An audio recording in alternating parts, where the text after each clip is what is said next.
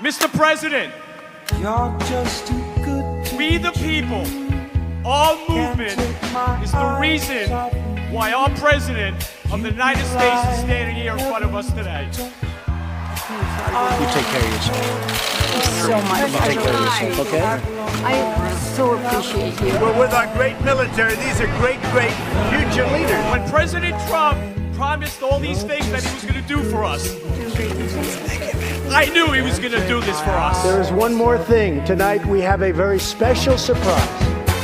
I am thrilled to inform you that your husband is back from deployment. He is